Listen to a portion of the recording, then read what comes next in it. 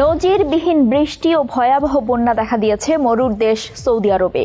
Mecca, Jeddah, আল বাহা এবং আসির প্রদেশে বন্যার কারণে রাস্তাঘাট ও আবাসিক এলাকা ক্ষতিগ্রস্ত হয়েছে, তবে এখন পর্যন্ত কোনো প্রাণহানির খবর পাওয়া যায়নি।